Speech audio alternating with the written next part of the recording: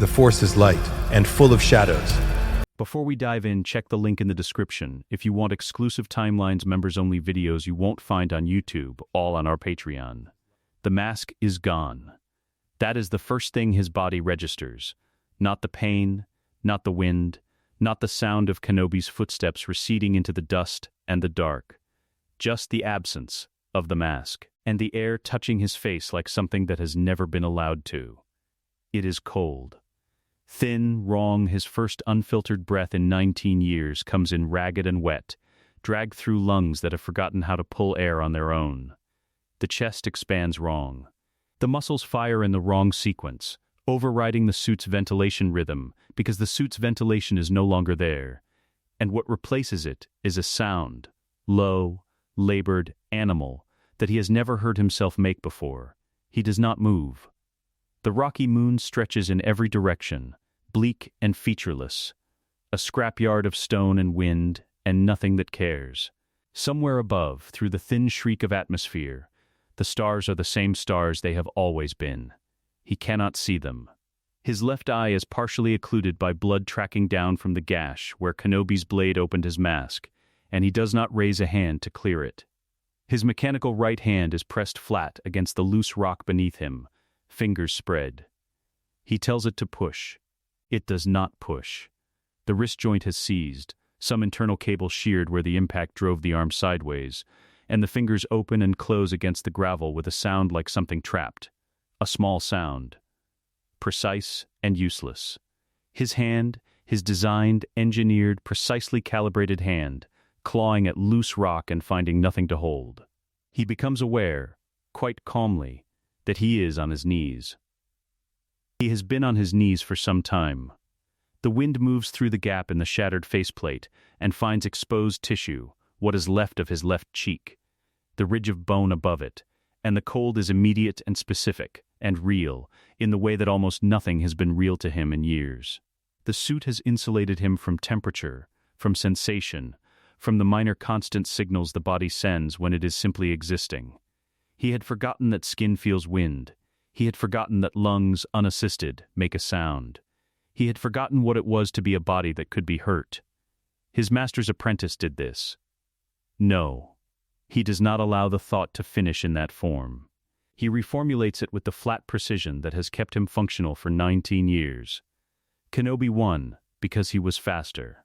He was faster because this suit, climate regulation, medication injectors, compressed servo joints, 20 kilograms of armor plating and life support housing, is not a body.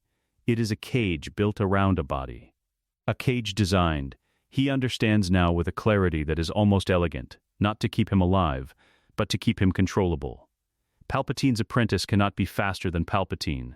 The rule is architectural, not personal. The suit guarantees it.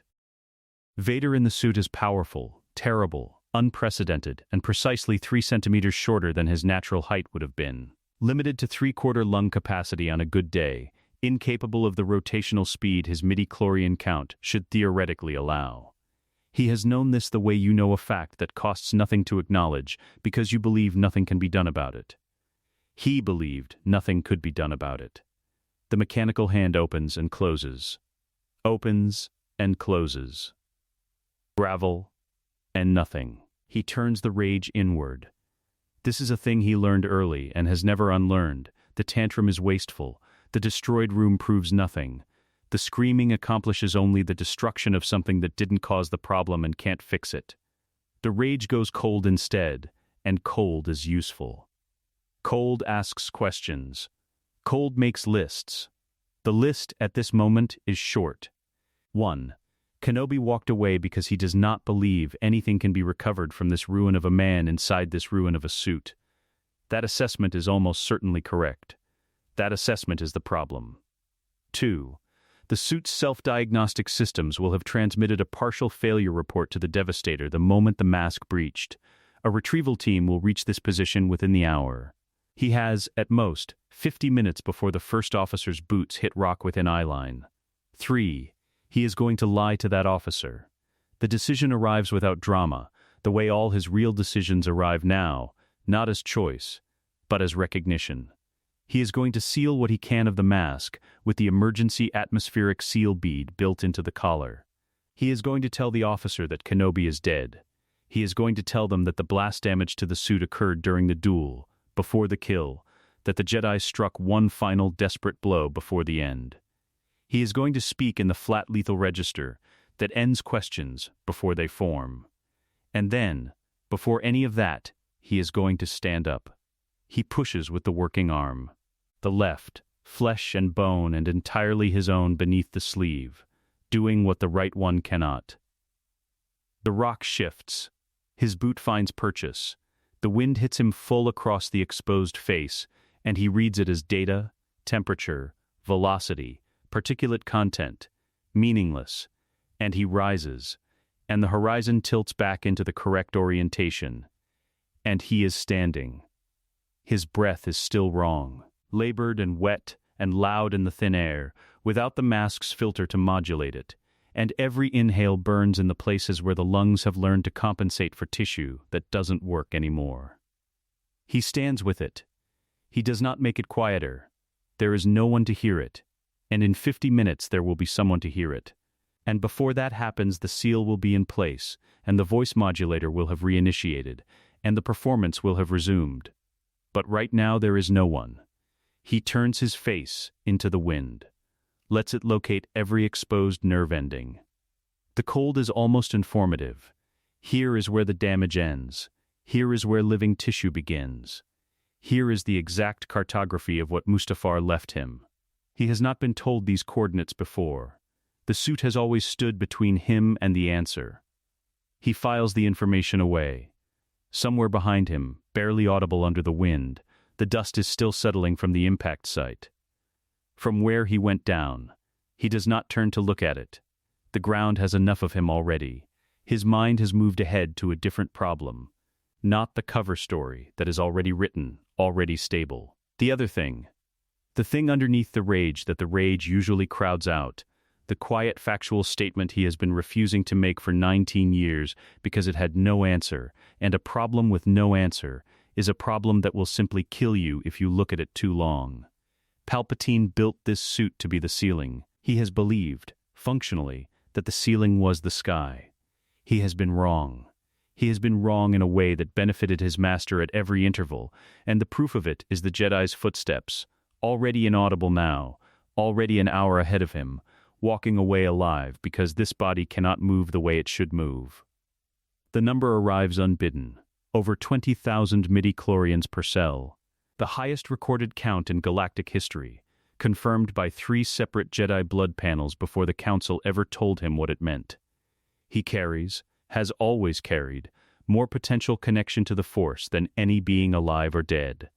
And he has been expressing it through a broken chassis, designed by a man who intends to outlive him. The wind drops briefly.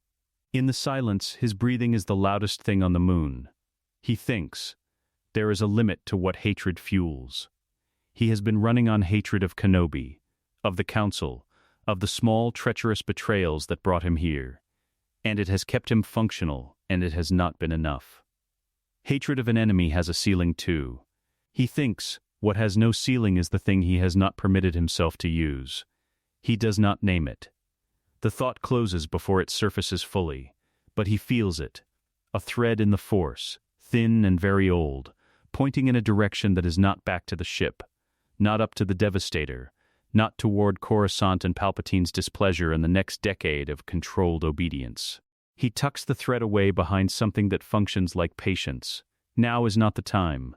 Now is the time for the seal bead at his collar, the atmospheric ray initiation, the rehearsal of the lie that will leave the officer satisfied and incurious. Now is the time to perform, once more, the role of a man who has been broken. He reaches up with his left hand, locates the seal bead by touch, presses it to the mask's collar ring, and feels the faint vibration of the atmospheric seal taking hold. Incomplete, imperfect. Enough.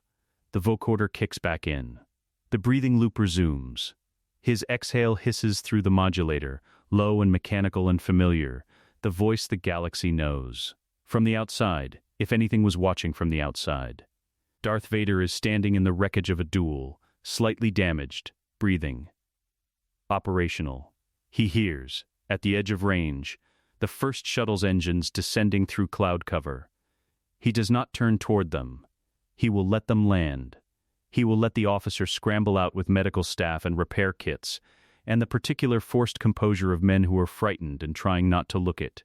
He will tell them the Jedi is dead. He will return to the ship.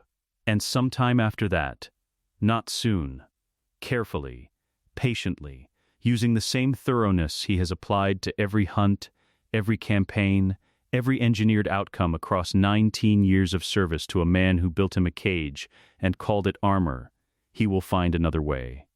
The shuttle breaks through the cloud layer. Its lights sweep the rock. Darth Vader turns to face them, already lying. The officer's name is Lieutenant Olan Prath, and he has been sweating since the moment Vader walked onto the bridge. This is not unusual. Most officers sweat when Vader walks onto the bridge. But Prath sweats with a particular quality, a thin, high-strung anxiety that manifests as excessive blinking, and the habit of touching his datapad with both hands even when he only needs one. Vader has catalogued this. He catalogues most things about the men who serve under him, not out of any interest in their inner lives, but because a frightened man is a predictable man. And predictable men can be managed. Lord Vader. Prath's voice is steady, which is more than his hands are. The request is, "It's unusual, sir," an extended reconnaissance. Independently, the Emperor's standing order specifies. I am aware of what the Emperor's standing order specifies. Silence lands on the bridge like a dropped weight. The other officers do not turn from their consoles. They have learned not to turn from their consoles. Prath blinks twice. Of course, my lord. The sector is charted as low priority. Jedi remnant activity in that corridor has been. The last confirmed sighting was 3 years ago. So, that is why I am going. Another pause. Prath is running calculations behind his eyes, trying to locate the trap. There is no trap. That is the elegant part. He has built this request so precisely that refusing it would require Prath to cite Imperial protocols to the face of the man who enforces them, and Prath is frightened enough to grasp, instinctively, that this is not a hill he was built to die on. 2 weeks, Prath says. I can authorize 2 weeks without flagging it upward, my lord. 3. Prath's stylus hovers. Lands. 3 weeks. Of course. Vader is already turning from the console. The tomb does not appear on any Imperial survey map. It does not appear on any Republic survey map before that. What it appears on is a fragment of Jedi archival text he pulled from the ruins of a mid-rim temple, 6 months after Mustafar. A partial star map in an encoding so old, it predated the standard Orbesh character set by 4 centuries. Painstakingly reconstructed across stolen hours aboard the Devastator using a cipher methodology he extracted from the memories of a Jedi archivist before the man died. He does not think about the archivist. The planet itself has no name in any active registry. It is a designation, a string of numbers assigned by a survey droid 70 years ago, noted as geologically stable and biologically inert, and immediately forgotten. The landmass is mostly dead sediment and exposed bedrock, scoured clean by a solar event sometime in the last millennium. Whatever civilization built the tomb built it before that event, and the event did not destroy the tomb. He sets the shuttle down on flat rock 2 kilometers from the entrance. Not because the closer terrain won't support the landing struts, because he needs to know, on the walk in, whether anything is following. Nothing is following. The entrance is a crack in a low ridge, barely wide enough to pass through armored, angled downward at 40 degrees into the dark below. The stone around the crack is the wrong color, darker than the surrounding rock, almost black. Stained by something that seeps upward from inside at a rate too slow to observe, but fast enough that the stain has spread 2 meters from the opening in every direction. He crouches and touches the stone with one gloved finger. The cold comes through the glove. Not temperature, the other kind. He has felt it before. On Mustafar, in the Sith shrine beneath the Imperial Palace on Coruscant. In the ruins of temples where things happened that left marks in the Force the way violence leaves marks in stone. The presence of concentrated dark side saturation is a texture more than a sensation. A thickening of the air's resistance, as though the Force itself has become slightly more viscous in this place, from centuries of being used for specific, deliberate purposes. He descends. The cistern is 40 meters below the surface, in a chamber the original builders carved from solid rock with tools that were not tools in any conventional sense. The walls are smooth, not cut, shaped, the way wax is shaped, by application of heat and will, and something that left the stone with a faint grain pattern like wood, compressed by force rather than worked by hand. The ceiling is low. The chamber was not built for comfort. It was built for use. The cistern itself is sunk into the center of the floor, an irregular oval, 3 meters across at its widest point. The liquid inside is black, not dark. The distinction matters. Dark water reflects the light source you bring to it. This reflects nothing. It sits in the stone basin with the inert. Total absorption of something that has been here long enough to stop performing presence and simply become it. The smell is ozone and something underneath the ozone that he cannot name. Ancient and organic and very faintly sweet, in a way that is entirely wrong given everything else in this room. He stands at the edge for 43 seconds, running calculations. Then he removes the outer armor. The process takes 11 minutes without a maintenance crew. He has designed it to take 11 minutes. The suit's architects had originally required a 3-person team, and he had revised every locking mechanism himself over the first 2 years until he could manage it solo. Because he decided very early that he would never again require assistance to exist. The pieces come away in sequence. Chest plate first. Then the shoulder pauldrons. The greaves last. What remains is the inner suit, the pressurized underlayer, the medication injector housing, the ventilation system that breathes for him. He cannot remove this.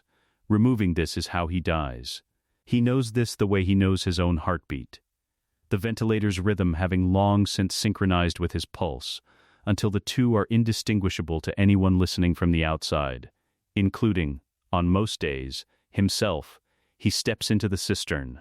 The liquid closes around his boots, his shins, his knees, and the cold is immediate and absolute. Not temperature, or not only temperature, but the specific cold of something that is evaluating what it has been given and deciding what to do about it. He feels it move against the inner suit's membrane in pulses that do not correspond to any external force. The liquid has its own rhythm. It is older than he is, and it knows it, and it is patient in the way that things are patient when time has stopped meaning anything to them. He lowers himself to his chest. The inner suit's ventilator screams, not audibly. It screams in the telemetry, the sensors along the breastplate flooding his remaining neural interfaces with proximity alerts, contamination warnings, breach warnings, a cascade of red flag diagnostics that mean this substance does not appear in any medical database and the suit would like him to leave immediately. He overrides them manually, one by one. With the flat authority of a man who has decided the suit's recommendations are no longer the final word on anything. Then, he lets the liquid close over his shoulders. The pain begins at the shoulder joints. Both of them, organic left, mechanical right, simultaneously, as though whatever is in this liquid does not distinguish between the two categories of matter and is operating on the body as a single object rather than a patchwork of components. It finds the nerve clusters first. He knows they are nerve clusters because he recognizes this specific variety of wrong. Not external damage but internal attention, the kind of pain that locates itself too precisely to be accidental, following pathways as though reading a map. His jaw locks. The vocoder, still active, produces a sound it was not designed to produce, a compressed rhythmic grinding, the teeth behind it doing something they have not done in 19 years, which is clench against pain that the suit's medication injectors cannot touch, because the suit's medication injectors are reporting that everything is fine. He does not surface, he runs the numbers instead. He is good at running numbers under duress. It is a skill that has preserved him when skill was the only thing left. The liquid's effect is demonstrably working. The nerve clusters it is activating are in tissue that should be dead, should be incapable of signal, should have nothing left to report. They are reporting. They are reporting in detail. This means the tissue is not dead. This means the tissue is responding. He surfaces after 20 minutes, gasping, the genuine article, his lungs pulling air with a desperation that overrides the ventilator's rhythm entirely, and the sound he makes is the same sound he made on the rocky moon. Raw, wet, wrong, he holds the edge of the cistern with both hands and breathes. Then he checks the Imperial schedule his suit maintains automatically, the one tied to the Devastator's comms rotation. And he sees it, 19 minutes until Lieutenant Prath's standing check and signal arrives at the shuttle.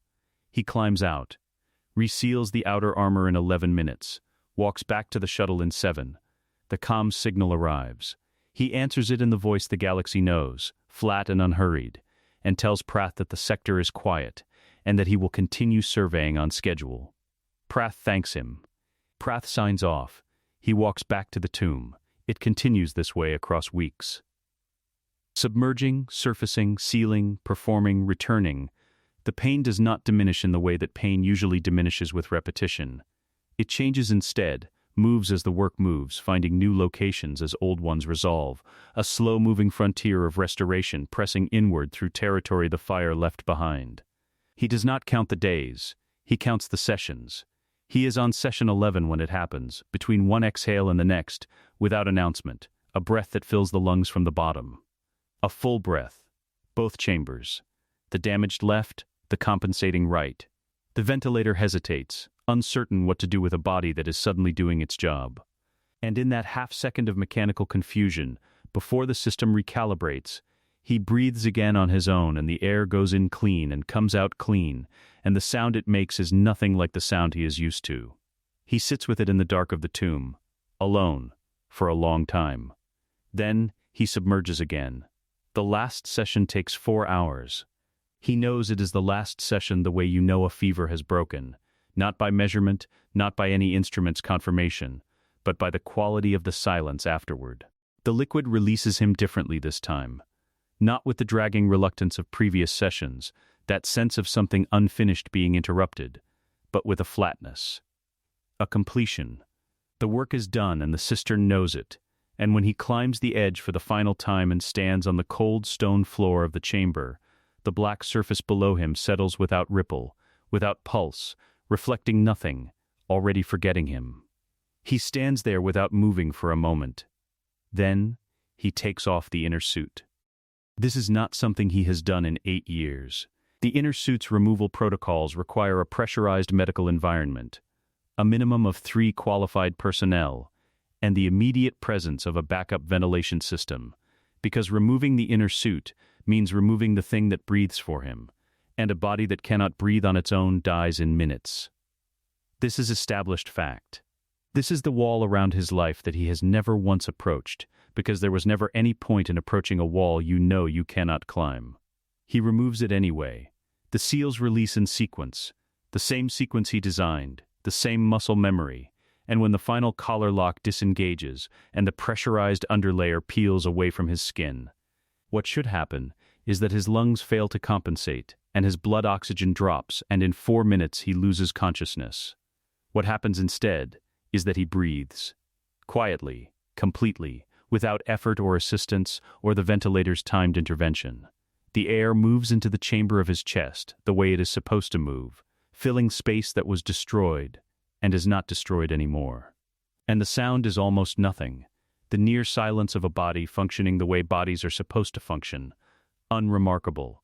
Automatic. The way breathing sounded before he had any reason to notice it. He breathes for a long time, standing in the dark, doing nothing else. There is no mirror in the tomb. There was never going to be a mirror. The builders of this place were not interested in reflection in the conventional sense, and they left no surfaces polished enough to serve the purpose. What he has is the cistern, and the cistern is black, and what it shows him when he kneels at its edge is not quite his face but a version of it, the dark liquid surface showing him shape and light, and the general fact of a face without the specific cruelty of detail. He leans closer. The detail comes anyway. He knew, in the abstract, what was there. He helped design the surgery, all those years ago, that sealed the ruined tissue over bone and made something survivable out of what Mustafar left. He has not seen it since. Not once in 19 years. Because the suit has stood between him and the answer, and he has, until very recently, been content to let it. The body in the tomb water is different from the body he designed the suit around. The scars are still there. They will always be there. The alchemy was never going to restore him to what he looked like on Coruscant, and he never expected it to, and has no feeling about it either way. But the ruin is different now. What looks back at him from the black water is the face of a man who survived something. Not a corpse wearing a man's name. Not a warning. Not the thing the mask was designed to project instead of this. A face with damage on it. Organized and deliberate damage. The kind of damage that settles into features over decades and becomes them, rather than consuming them. He studies it for exactly as long as it takes to catalog what has changed. Then, he gets to work. He has been planning the inner suit for 2 years. The plans live in the same mental partition where he keeps the things that cannot be written down, cannot be spoken, cannot exist anywhere external to himself without immediately becoming dangerous to him. A carefully maintained internal architecture. Rooms behind rooms. Each one sealed against the Force, reading his master, has never fully stopped doing. The plans are detailed because he is always detailed. Because the boy who took apart and rebuilt a pod racer engine at age 9 never learned to approach a technical problem with anything less than complete specifications. Because incomplete specifications kill people, and the person most likely to be killed by an incomplete specification here is him. The new inner suit is constructed from materials he has been acquiring in small quantities over 2 years, routed through 17 different supply chains. No single order large enough to register against the background noise of imperial logistics. Vonium weave thermal liner. Modified med injector housing. Slimmer, repositioned. A compact atmospheric regulator, no larger than his closed fist. Designed to maintain the suit's external readings, temperature, respiratory rate, medication levels, within the parameters his master's remote monitoring systems expect to see. The grounding lattice takes 3 days to weave into the Vonium underlayer. He works in the tomb, by lamplight, with the fine tools he brought in a sealed kit he told Prath were scanning instruments for geological survey. The lattice is not complicated in concept. A Faraday principal conductor network, distributed through the underlayer so that an electrical charge introduced at any point on the outer armor surface will find a path to ground through the suit systems rather than through his skin. In principle. The mathematics are straightforward. The execution requires that no segment of the lattice touch any of the repositioned med injector leads, that the grounding paths are continuous, despite routing around his own rebuilt nerve clusters, and that the whole assembly fits inside the outer armor's existing dimensions without producing any external shape variation that a diagnostic scan might flag. He works without sleeping because he no longer needs sleep the way he used to need it. The healed body is still learning what it requires, still recalibrating the relationship between effort and rest, and what it requires right now appears to be less sleep than before, another thing the suit had been managing in the place of his own biology, medicating him into the rest cycles it calculated rather than the ones his body chose. On the second day, he tests the audio emitter. The emitter is the smallest component and the most important one. It is a single-purpose device, a looped signal generator producing the mechanical breathing cycle his master has heard from him for 19 years, the cadence, the frequency, the slight modulation variation between inhalation and exhalation that makes it sound organic in origin even though it is not. He installed it himself in the original suit. He knows every parameter. The emitter reproduces them with a fidelity that, played back against a recording, produces no variance within measurable tolerances. He sits alone in the tomb in the lamplight, wearing the new inner suit without the outer armor, and he breathes silently while the emitter produces the sound of Darth Vader breathing, and the two sounds are not the same, and there is no one alive who will ever know that. He runs the test for 20 minutes. Then he runs it again. The outer armor goes on in the usual sequence. Chest plate, shoulder pauldrons, greaves, each piece locking into the next with the same sound it has always made, the mechanical exhalation of tolerances meeting tolerances. Everything fitting as designed, no external deviation from the specifications that any Imperial diagnostic station has ever recorded. He stands in the completed assembly. The difference is inside. And the difference is total, and from the outside there is no difference at all. He walks the length of the tomb twice, testing weight distribution, testing the repositioned injector housings against the motion, testing the emitter's signal consistency under the movement artifact that physical activity introduces. Everything holds. He walks faster. Then faster again. Not running. Not yet. Saving that for somewhere with more clearance, but something close to it. A controlled acceleration through the lamplight and the dark. The old armor making the old sounds.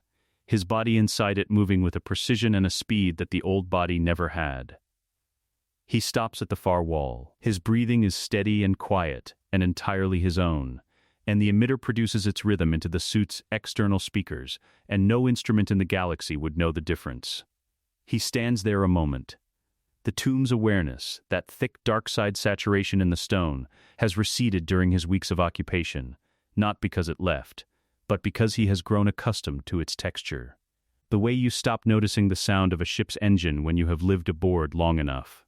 Now, in the silence of the completed work, he notices it again. Old power, patient and indifferent, coating the walls. It was here before him. It will be here after. He picks up the lamp. Walks to the entrance shaft. Pauses at the bottom with one boot on the first angled step upward. Behind him, the cistern, flat and black and still, the abandoned inner suit folded beside it, the scattered tools, the lamp's light barely reaching the far wall where something has been carved in a script 4 centuries older than any living language. He does not look back. He climbs. At the top, in the thin planetary daylight, the shuttle waits on its 2 kilometers of flat rock. He crosses it at a pace he has not used in 19 years, the healed body testing what it has been given, the armor moving with it instead of against it for the first time, and the rock passes beneath his boots, in a rhythm that is nothing like the measured, careful stride of a man managing mechanical joints at their tolerance ceiling. He reaches the shuttle in less than half the time it took him to walk out. He notes this. He notes it with the same flat precision with which he catalogs everything. The number, the implication, the downstream strategic value, and he stores it alongside everything else he has been storing since a rocky moon, and a cold wind, and a hand that couldn't find purchase in the gravel. He seals the shuttle behind him. He does not think about the man who descended to that tomb. That man left his lungs in the cistern, left his scars their meaning, left the empty folded suit on the stone floor like a skin a creature has outgrown, and will not need again. Vader raises the shuttle through atmosphere, levels into orbit, sets the course for Coruscant. The mask looks forward. The emitter breathes. He is going home to his master. Palpatine is standing when Vader enters. This is unusual. The Emperor conducts most audiences from his throne, from behind his desk, from the elevated position that architecture and habit have conspired to make his natural resting state. Standing means he has been moving.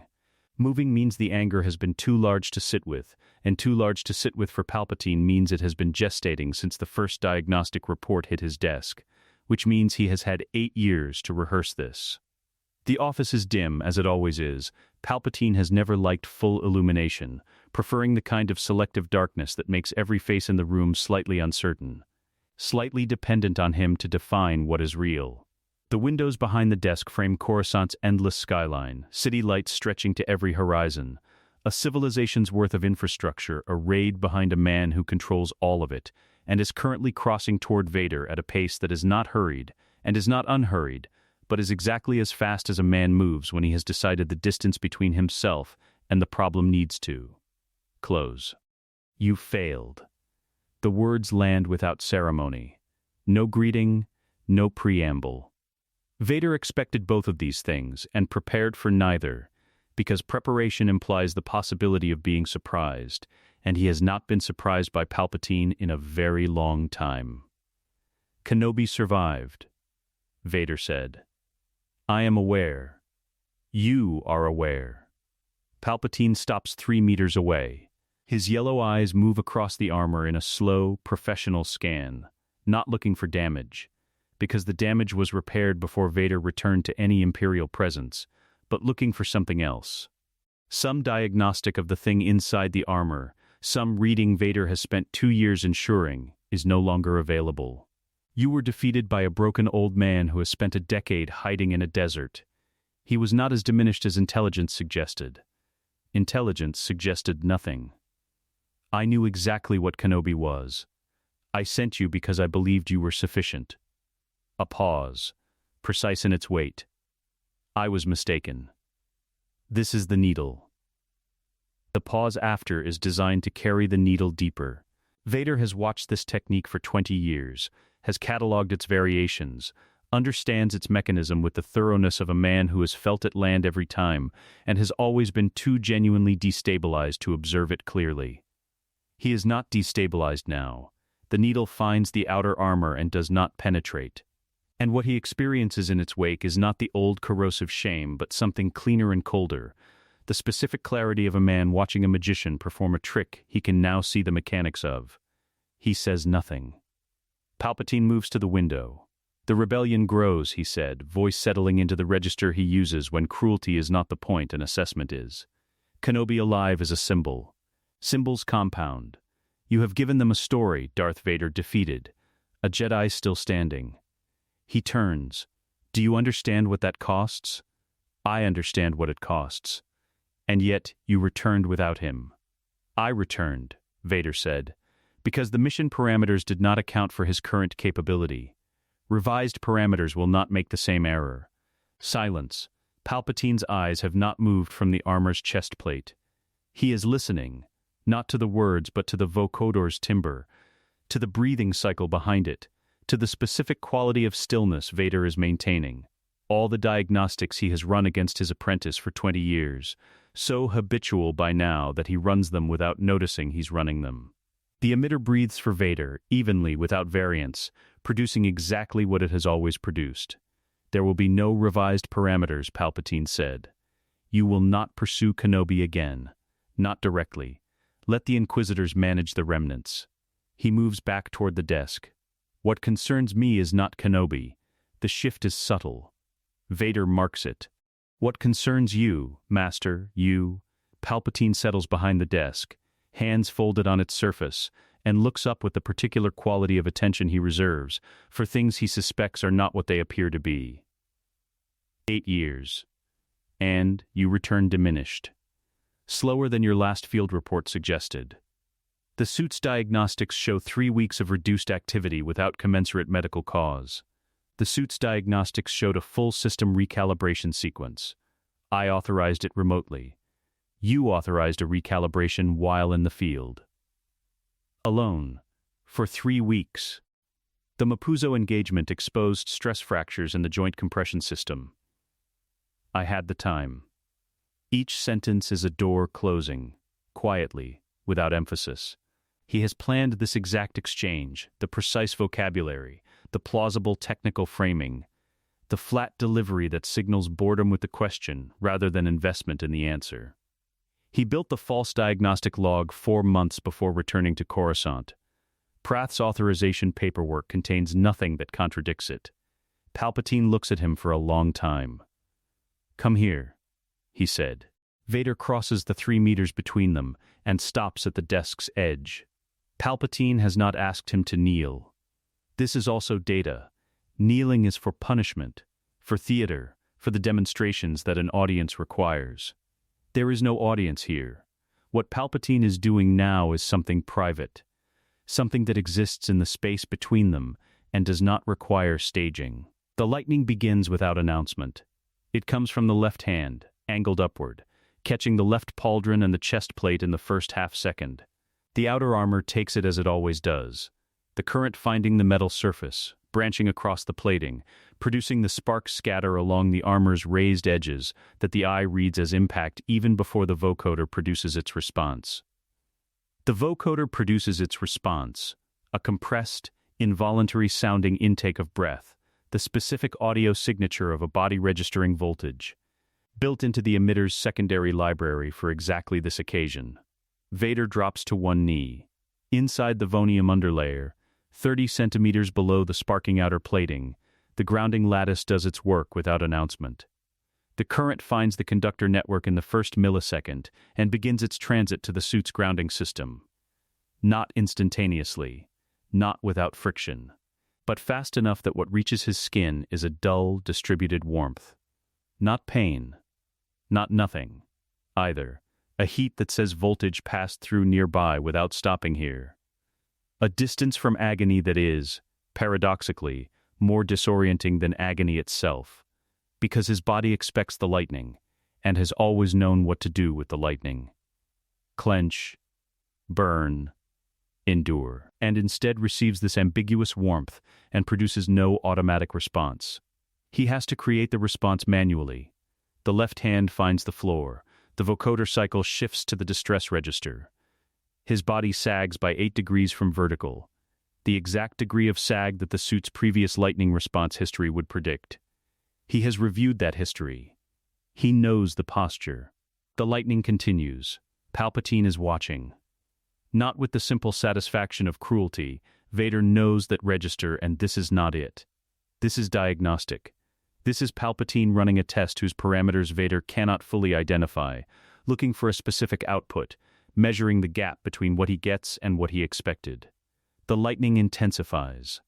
The lattice reports, in the suit's internal telemetry, a load approaching its design ceiling. He had built in a 20% tolerance buffer above the maximum sustained lightning output Palpatine had ever produced in a documented confrontation. The telemetry is currently at 17% of that buffer. The warmth at his skin becomes something more specific. Not pain, but the adjacent country. The place where pain begins and the body starts making decisions about how serious this is. His jaw locks. Behind the mask, his teeth press together with real force. Palpatine pauses. The current drops. Not stops, drops, pulling back to a lower sustained level, and Vader understands in the same instant that this is the test within the test. The cruelty was predictable and prepared for. This pause is the variable. He wants to see what Vader does when the intensity decreases, whether the recovery is too fast, too controlled, whether the body inside the armor handles relief with the speed of a body that was not actually being harmed. Vader lets his head drop by 2 inches. He holds the position for 3 seconds. Then he brings it back up by 1 inch, not recovering, managing. The vocoder produces a slow, stabilizing exhale. Palpatine studies him. "You are slower to recover than you used to be," he said. The observation is clinical. A man noting the calibration of an instrument. "The Mapuzo engagement damaged the suit's neural interface connections," Vader said. The words come out rough, vocoder frayed in exactly the way the secondary library is designed to produce. The recalibration has not fully resolved the nerve sync. A pause. Then the lightning stops completely. Vader does not stand immediately. He remains on one knee for 7 seconds, the duration the suit's medical logs would predict for post-lightning voluntary motor recovery, and then rises. The motion carrying the slight drag of a system coming back online. The vocoder settles back into its baseline rhythm. The emitter breathes. "Leave me," Palpatine said. He turns and crosses the office. At the threshold he stops, because Palpatine speaks once more. "Lord Vader. Master, do not fail again." The words arrive with the weight of everything that lives underneath them. Not the statement, but the architecture of consequence it implies. Every implicit history of what failure has cost, and what it can still cost, arranged behind 4 syllables, like a wall. Vader stands in the doorway and absorbs them.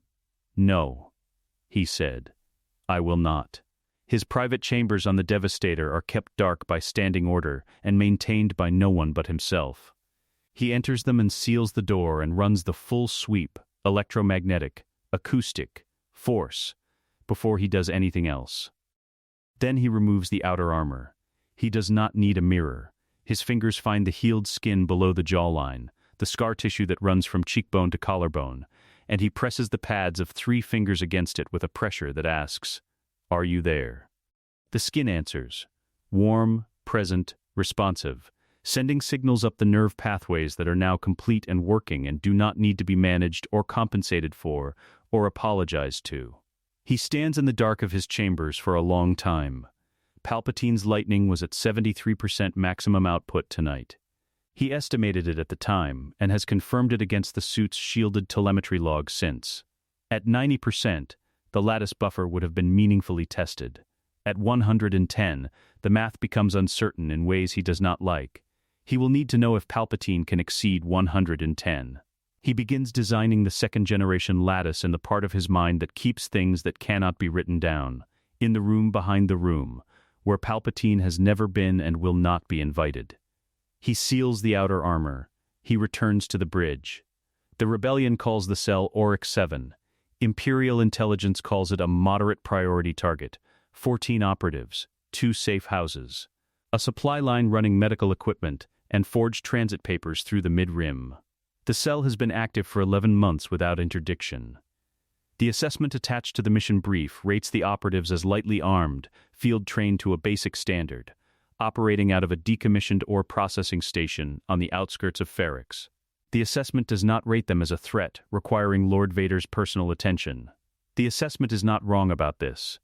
Lord Vader's personal attention is not here because of what the cell represents. It is here because of what the station's layout represents. 3 levels, 43 rooms, narrow corridors with limited sightlines. The kind of environment where a man in full armor should move slowly and rely on overwhelming force projection to compensate for reduced mobility. He enters through the station's lowest access point at 0300 local, alone, without announcement. He does not move slowly. The first 2 operatives are on the ground floor, running what the cell thinks of as a night watch. A rotating 2-person patrol with comm check-ins every 15 minutes. The next check-in is 11 minutes away. He passes the first without engaging, tracking his position by sound and force presence, moving through a side corridor the patrol route doesn't cover. The second is stationed at a junction. He reaches the junction in 4 seconds from 40 meters. The operative turns at the sound of boots, the emitter's breathing cycle, that low mechanical rhythm, and then does not turn back. He is through the junction and ascending the stairwell before the body settles. Level 2 takes 9 minutes. Level 3 takes 6. No comm check goes unanswered. He intercepts 2. Provides the correct authentication codes pulled from the first operative's datapad. And continues upward. When the station goes silent, it goes silent because the night watch stopped moving and the remaining operatives haven't noticed yet, and by the time they notice, the noticing doesn't last long enough to matter. He is back at the access point in 31 minutes. Total duration: 14 operatives. No witnesses. No blaster fire from his side. Energy discharge leaves traceable signatures. And he has become, over these years, precise about what he leaves behind. He seals the hatch and walks back to his shuttle in the pre-dawn dark of Ferrix, the station behind him quiet, as it wasn't quiet before, and he runs his own assessment in the part of his mind that runs assessments. Level 2 was slower than it should have been. A door's manual lock cost him 40 seconds. He files this. He redesigns the approach in retrospect and identifies the point where he could have taken the stairwell at a different angle and avoided the door entirely. He submits the mission report to Imperial intelligence from the shuttle. Rebel cell neutralized. No Imperial casualties. Duration and methodology. Classified. Lord Vader's authority. The report does not mention the 31 minutes. The report does not mention that the assessment's listed operatives included a number he doesn't file anywhere, not even in the room behind the room, because some data costs more to keep than to discard. He sets the shuttle to autopilot and sits in the dark for the 3-hour transit back to the Devastator, and he does not think about the station. The Jedi's name was Sela Dorvin. Was, because she has been dead for 4 years by the time Vader picks up her trail, killed in the initial purge, body never recovered. Her former Padawan the only living being in the galaxy who knew where she actually went. Vader extracted that information from the Padawan 6 months ago. The Padawan gave it freely, in the end, because they always give it freely in the end. And what he extracted was a single coordinate and a description. The Kafreni Forest, Eastern Ridge. A hermit structure built into the tree line. Old woman, hunched, harmless. The forest receives him at midday. Canopy dense enough that the light hits the ground in fragments. Discontinuous. Unreliable. The kind of illumination that creates shadows where there should be open space.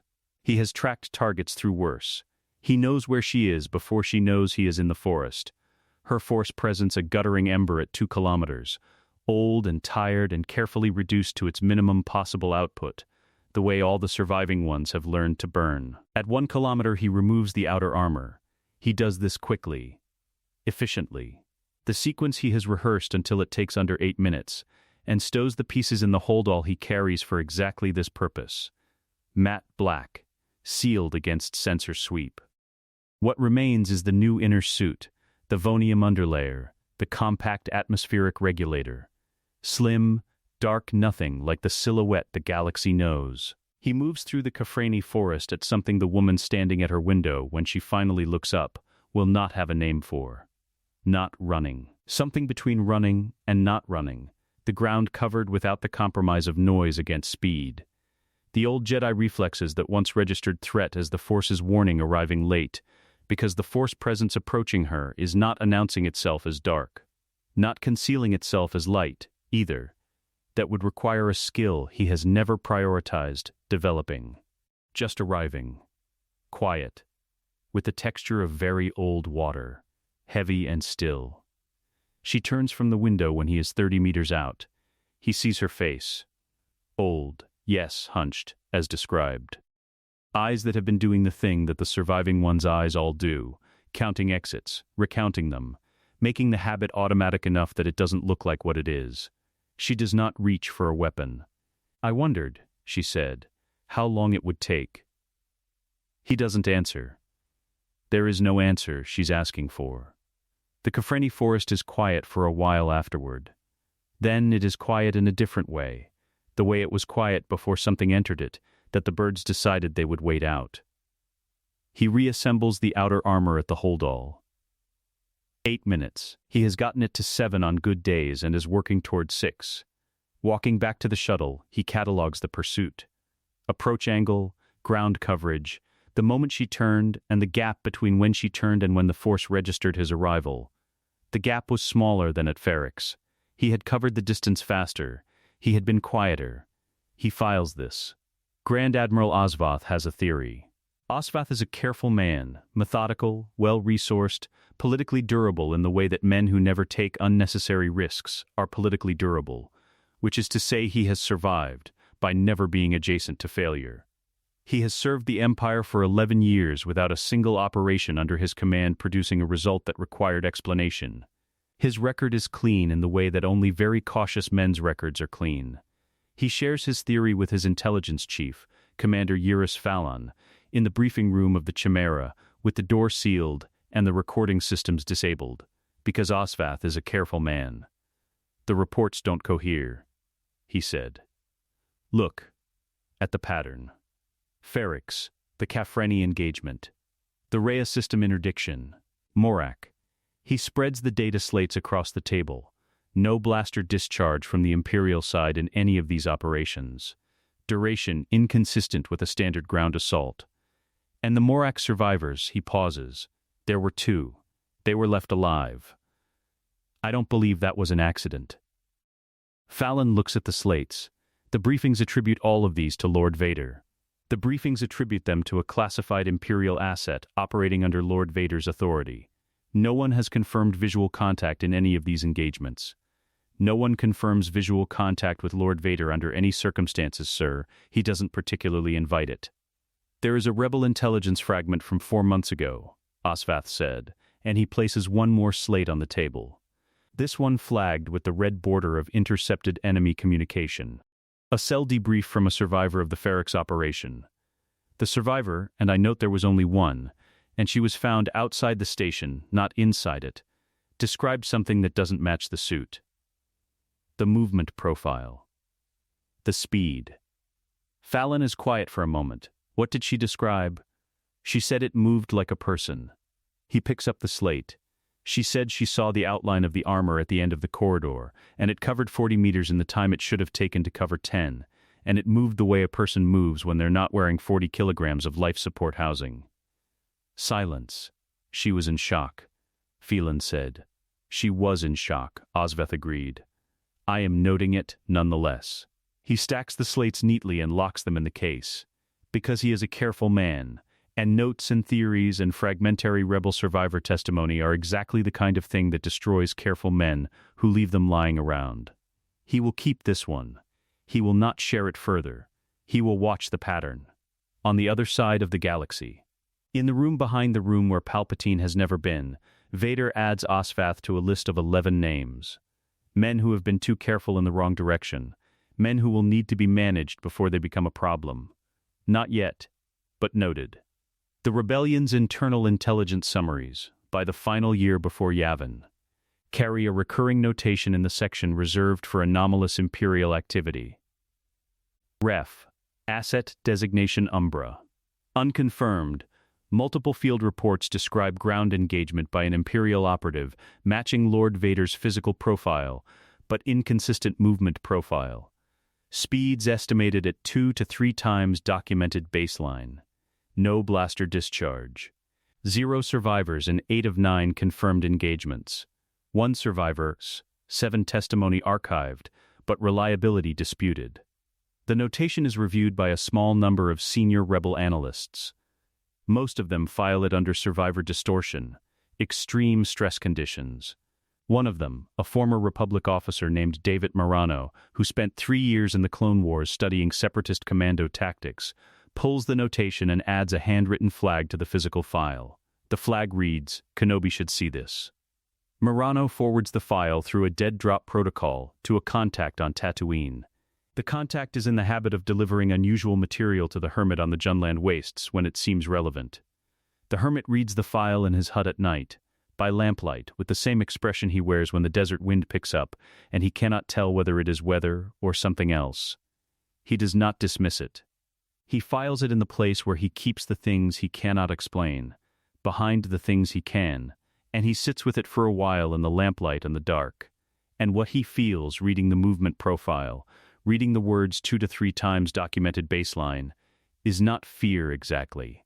It is the particular cold of a man who built his certainty on an assumption and has just found the first evidence that the assumption was wrong. He folds the file, sets it down, looks at the hut's single window and the stars beyond it. He does not sleep well that night. The Falcon comes in blind. That is the first thing Vader registers from the Devastator's bridge. Not the ship's profile on the tactical display, not the tractor beam operator's confirmation, but the specific quality of its approach. No transponder. No hail response. Running dark on a heading that has the particular improvised confidence of a pilot who knows exactly how exposed he is, and has decided that speed is more useful than concealment. The pilot is good. Not good enough to account for the tractor beam's range, but good. The beam locks at 0.3 kilometers. "Bring it in," Vader said. The operator confirms. The display updates. The Falcon's trajectory bends. Around him, the bridge maintains its functional noise. Console updates. Position reports. The low-level hum of a Star Destroyer processing several hundred simultaneous operations. He is aware of all of it the way he is aware of his own heartbeat. Present, calibrated, requiring no conscious attention. His attention is on the display, and through the display on the hangar below where the Falcon is being drawn, and through the hangar on the Force, reading what the Force has to say about the ship's occupants before the ship itself arrives. The Force says several things at once. A young man, powerful, raw, untrained, the potential in him enormous and unformed, like pressure before it finds a direction. 2 others, familiar in the way of people encountered at range through intermediaries, the Wookiee's Force presence a warm, uncomplicated solidity, the pilot's a quick, mercurial brightness that commits to nothing long enough to be read. A droid whose non-organic presence registers as negative space. And behind all of them, underneath all of them, at the frequency that Vader's Force sense has not encountered in 8 years and does not need to calculate to recognize the old man.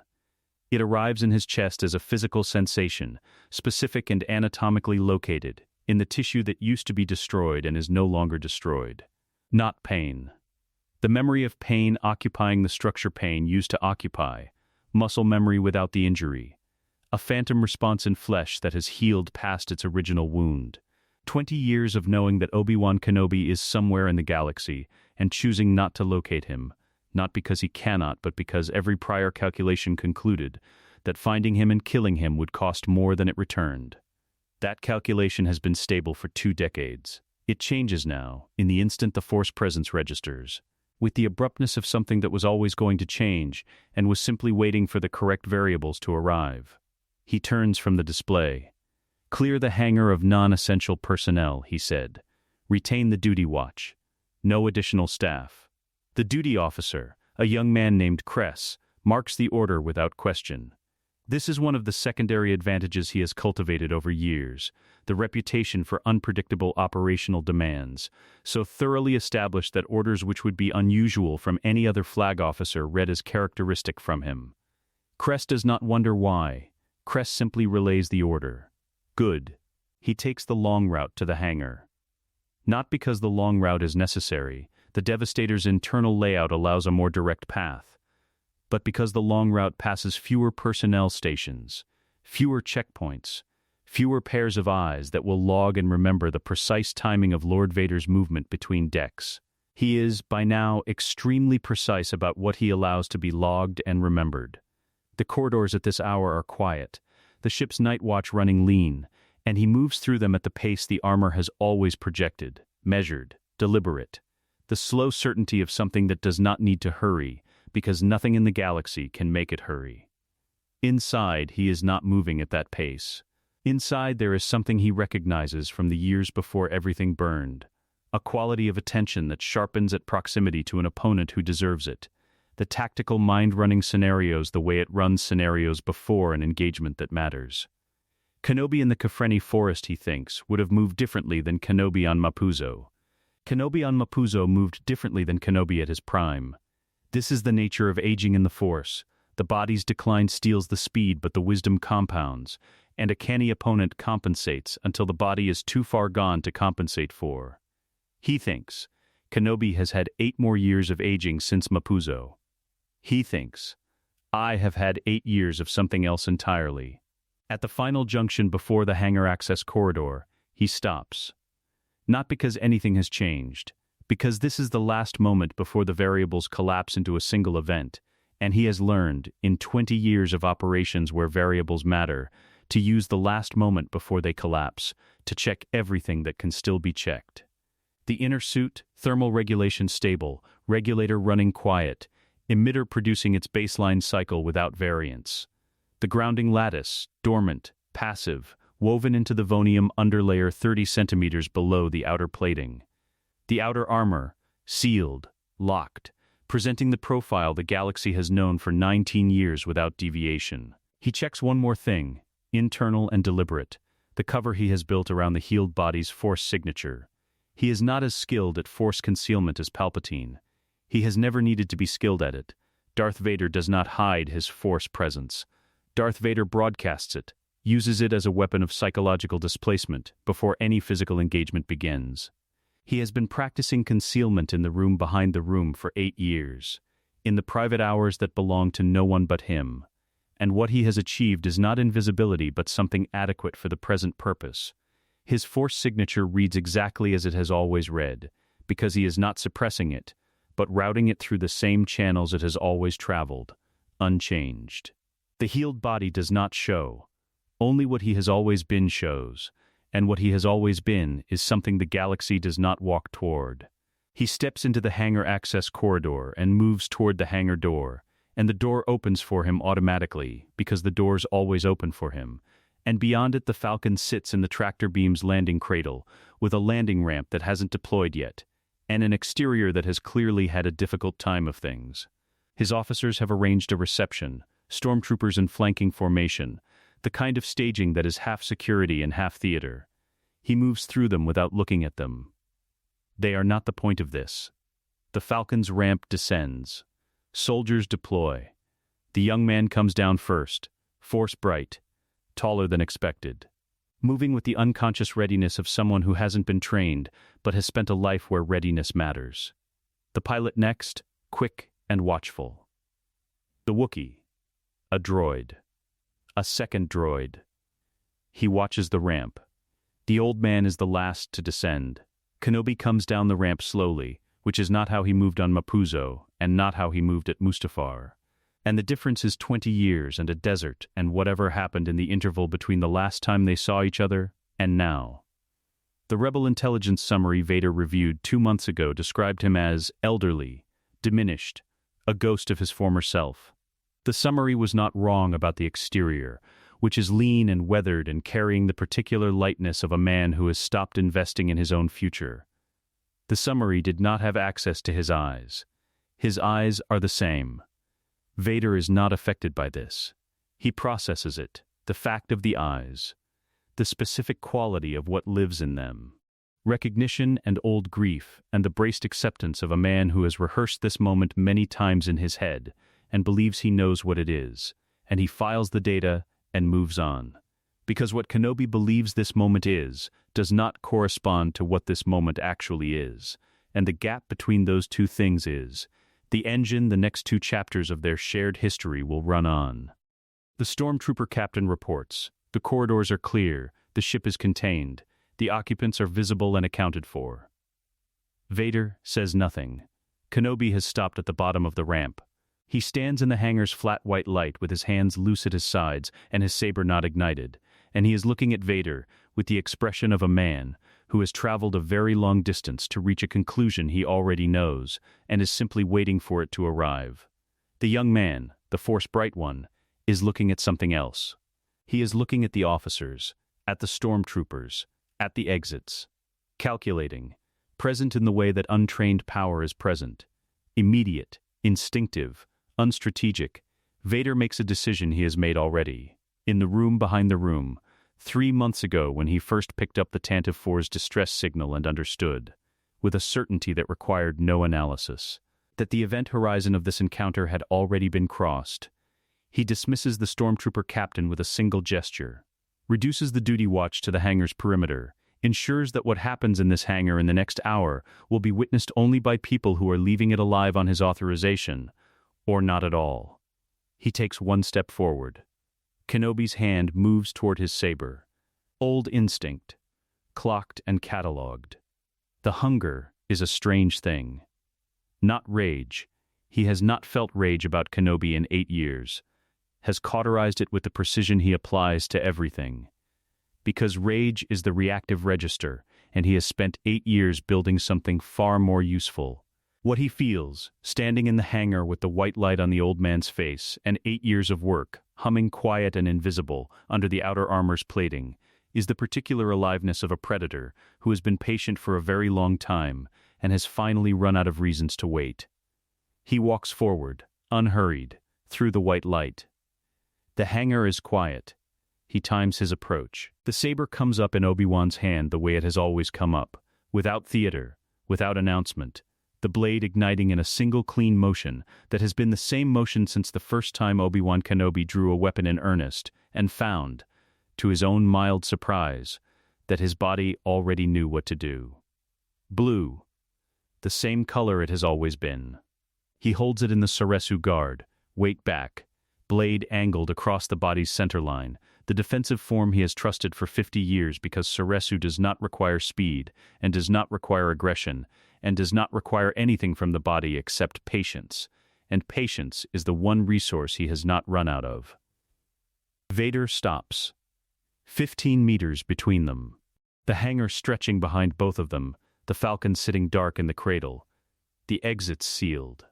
The young man, the boy, he catches himself thinking, because that is what Luke is, whatever else he is, has been herded by stormtroopers toward the far side of the hangar with the others. Which means they are alive. Which means this is personal and not tactical. Which means something about this situation that he files and does not examine yet. He watches Vader. He has been watching Vader for 8 years, in the way you watch a thing you cannot see directly, through the negative space it creates in reports, in survivor testimony, in the file from Murano that he has read enough times to have memorized without intending to. The movement profile. 2 to 3 times documented baseline. He told himself, each time he read it, that stress conditions produced distortion, that the survivor was in shock, that 40 meters in 4 seconds was not what any body in that suit could produce. He told himself these things because believing them was cheaper than the alternative.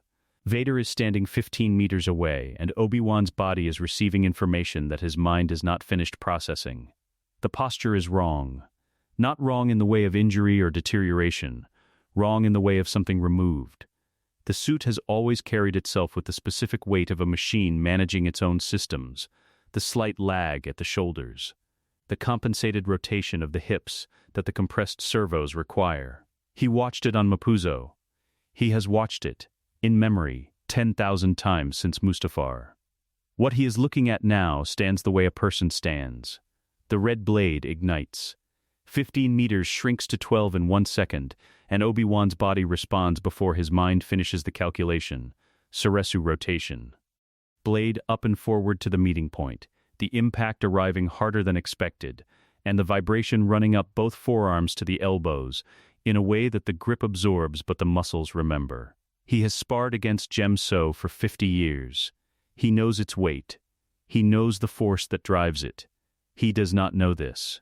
He disengages and moves left, and Vader follows the movement with a rotation that takes less time than the rotation should take, and the second engagement catches him redirecting rather than set. The deflection working, but the cost of the deflection higher than it should be. 2 steps backward he didn't intend, re-establishing distance he didn't mean to surrender. He breathes. Vader stands in the hangar's white light, blade angled down, and does not press forward. Waiting. This too is wrong. The Vader of Mapuzo pressed forward. That was the signature of the Gemso approach, relentless forward pressure, the style designed around driving an opponent backward until there is nowhere left to go. Standing still and waiting is not Gemso. Standing still and waiting is what a man does when he is confident that the distance between himself and the outcome is a formality he is prepared to be patient about.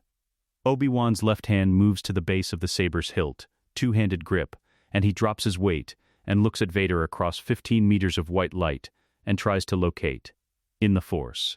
The thing he has been locating in the Force since the first time he stood across from Anakin in a training cell with a practice blade and realized that the boy was already better than him. The Force says, yes, this is the same presence it has always been. The Force says, something is different. He does not have time to resolve the contradiction because Vader moves. What Vader does in the next 4 seconds takes Obi-Wan's tactical mind the remainder of the engagement to fully parse. The approach is diagonal, not straight, diagonal, cutting the distance at an angle that compromises the Soresu guard's most reliable deflection plane, and Obi-Wan adjusts the guard, and the adjustment is correct, and Vader is already past it. The red blade having feinted high and followed through low in a combination that is technically Gemso, but executed at a tempo Gemso, does not have, because Gemso's tempo is predicated on mass and momentum and the compression delay of 40 kilograms of armor, and what is driving this blade is not momentum constrained by mass, but something that has resolved. The relationship between mass and speed in a way his body is telling him is not possible. The blue blade intercepts. Barely. He is 3 steps backward again. The exit behind him is closer than he wants it to be. His forearms ache. He uses the ache. It is information. The impact force translated through the weapons to the bones, a measurement of what is driving the red blade. And the measurement says something he is not prepared to accept, because accepting it requires dismantling 20 years of certainty about what Anakin Skywalker became on Mustafar. And the certainty is structural. It is the thing he has been living inside. And dismantling a structure you are living inside while someone is trying to kill you is extraordinarily bad timing. He makes himself accept it anyway. Vader is faster than Mapuzo. Vader is faster than any prior engagement. Vader is fast in the specific way that Anakin Skywalker was fast. Not the mechanical speed of a system optimized for output, but the organic anticipatory speed of a force-sensitive body that reads the geometry of a fight 3 moves ahead and is already positioned for the geometry before the fight produces it. He thinks. The suit. He thinks. Something has changed about the suit. He does not have time to think more because Vader engages again, and this time the combination is 5 moves instead of 3, and Obi-Wan finds himself running Ceresu at its theoretical maximum, the form's ceiling, the place he reaches in perhaps one confrontation in a decade where the defense is perfect, and costs everything and produces no counter. And at the end of the 5th move he is still standing, and he has given another 4 meters of hangar floor, and his back foot is 2 steps from the wall. Vader stops. The waiting again. The patient. Absolute quiet of something that has made a decision, and has all the time required to implement it. Obi-Wan holds the blade between them, and breathes through the burn in his shoulders, and looks at Vader and says, because it is the only thing that has ever been worth saying to him, Anakin. Vader's head tilts 2 degrees, not flinching, processing. You're holding back, Obi-Wan said. The observation costs him something. Admitting it means admitting what it implies. You've been holding back since the hangar door. The red blade drops to Vader's side. The hands come up. One hand, the left, the flesh hand, the one that was always his, goes to the armor's collar seal at the base of the throat. The right finds the secondary release at the crown of the helmet. The motion is practiced and personal in the way that only a person does something they have done 10,000 times alone, and Obi-Wan watches it, and the watching is the most frightening thing that has happened in this hangar, because what it means is that this was always going to happen, and the sequence was always going to be this sequence, and whatever is about to occur has been prepared for in advance by someone who expected to survive it. The secondary release disengages. The atmospheric seal hisses. It is a small sound, precise and specific, the sound of a pressure differential resolving, the suit's internal atmosphere equalizing with the hangar's air, and Obi-Wan has heard this sound exactly once before in his life. On a medical frigate, 19 years ago, when the surgical team sealed the helmet for the first time over a ruin of a face and the room was very quiet. The helmet rises, the cape drops. Vader sets both pieces on the hangar floor with a care that is almost ceremonial, not discarding, placing. The deliberate movement of a man setting down objects he intends to pick up again, and straightens, and turns toward the light. What Obi-Wan sees in the hangar's flat white illumination is a face with damage on it. Old damage, organized and settled. Scar tissue that has been present long enough to become part of the face's structure, rather than an interruption of it. Running from the left cheekbone to the collarbone. Fading at the jaw. Mapping the topography of Mustafar's specific cruelties in a language the skin writes once and does not revise. But beneath the damage, the eyes. The bone structure. The particular set of the jaw that was always, even at 19, even in photographs Obi-Wan kept for a decade and stopped keeping, the most recognizable thing about him. He is standing 3 meters away, and he is alive in the way that a body is alive, not a machine sustaining a minimum viable threshold, but a body that draws breath on its own, and holds it and releases it without mechanical assistance. And the breath mists faintly in the hangar's recycled air, small and human and real. Obi-Wan's blade arm drops 2 inches. He does not know it drops. He is looking at the face, and the face is looking back, and the 20 years between them are not in the room exactly. They are in the room the way gravity is in the room, present everywhere and visible nowhere, organizing everything without announcing itself, and what he feels is not what he expected to feel, because he expected the face to be gone. Expected to stand in front of a machine and grieve what it used to be, expected the conversation to be between a ghost and its killer. What he is looking at is not a ghost. You weren't supposed to survive Mustafar, Obi-Wan said, and his voice does something he does not give it permission to do. I told myself, I know what you told yourself, Vader said. The voice is quiet, without the vocoder, lower than Anakin's voice was. Rougher, slightly, a quality of old scar tissue in the throat, but not the machine's register, a person's voice, with a person's breath behind it, unhurried and completely without mercy. I told myself the same thing. He reaches down, picks up the red blade. It ignites. The first exchange lasts 11 seconds. Obi-Wan moves first, the only tactically sound choice available, because waiting for Vader to engage again means surrendering the initiative he no longer has, and confirming the defensive posture that has been bleeding ground since the hangar door. He steps into Saresu's most aggressive variant, the form's compressed attack geometry. Blade driving forward in the tight controlled lines that Saresu allows when the practitioner decides that the best defense is to make the engagement expensive for both parties. Vader meets it. Not blocking, meeting, the distinction critical. because blocking implies a defensive response, and what Vader does is intercept the blade at the exact angle that converts Obi-Wan's forward momentum into a problem. The red blade doesn't absorb the impact. It redirects it. A small rotation at the wrist. The right wrist, the mechanical one, the one that has had full sensation for 8 years. That turns Obi-Wan's committed line back toward him and creates a half-second window of opened guard that Vader does not immediately exploit. The half-second closes. Neither of them are in the same position. 3 more exchanges in quick succession. The rhythm building, probe, response, disengage, reset. Obi-Wan is looking for the pattern, the tells. The moments where the body commits before the mind catches up, because every fighter has them, even the best fighters.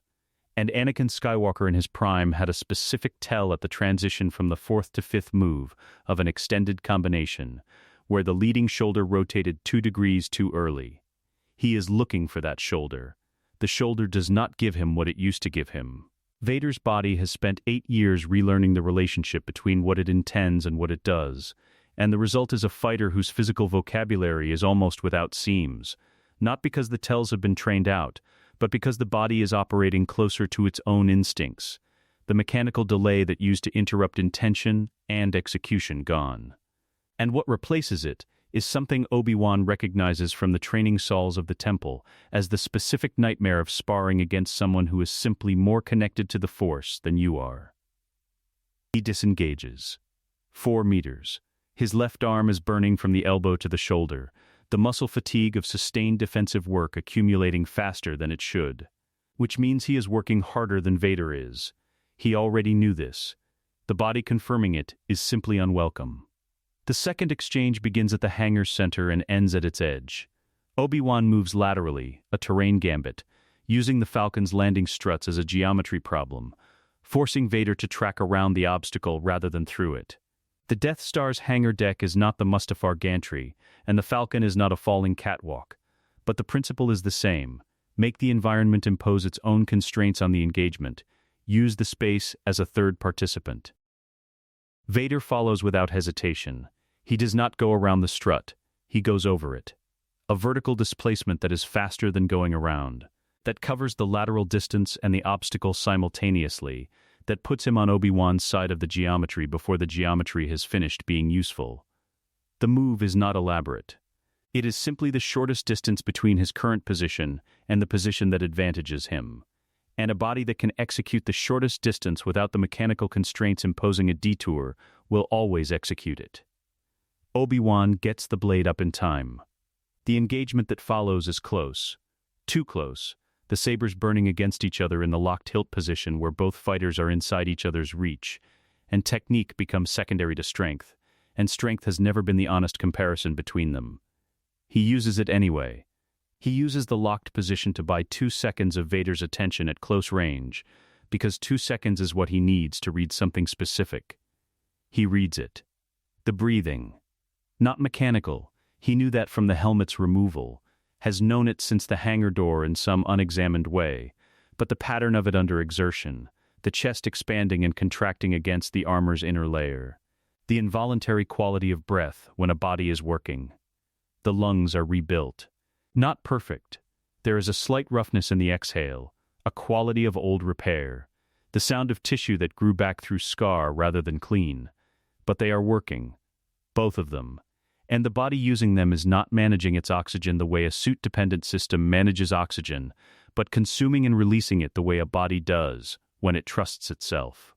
He has one genuine moment of competence in this fight, and he has been saving it.